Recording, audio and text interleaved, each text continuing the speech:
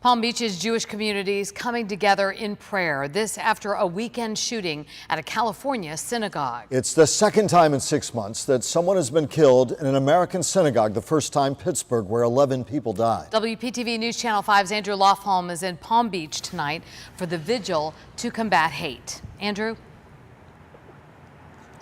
Yeah, there's sadly been a lot of hate recently, like you mentioned, California, Sri Lanka, New Zealand, of course, South Carolina, Charlottesville, Pittsburgh, like you mentioned. Now, the message tonight was to acknowledge that hate, but push back against it, too.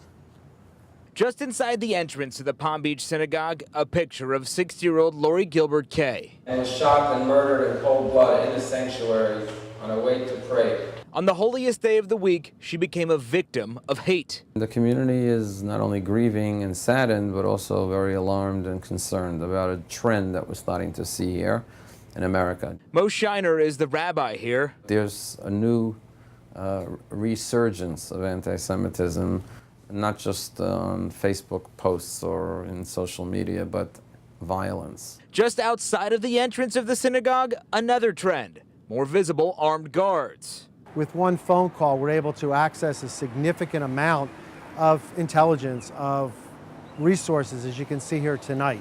Michael Lampert is a volunteer security chair for the Jewish Federation of Palm Beach County. You ask yourself, what can we do to strengthen our community, our people, our places of worship, our entire community? It's the reaction to the action, an indictment of the times. Rabbi hopes that decency in man can win out. We don't want the world to become this type of a place where a house of worship now becomes a place that is a danger zone. Now, Governor Ron DeSantis, in a news conference today, called the hate sickening. He also said that he's working to secure funding for security for Jewish day schools. We're live on Palm Beach. Andrew Lofholm, WPTV News Channel 5. A bill that fights anti-Semitism in Florida's public schools and universities is heading to the governor's desk. The bill would mandate that discrimination against Jewish people be treated the same as acts of racial discrimination in public schools.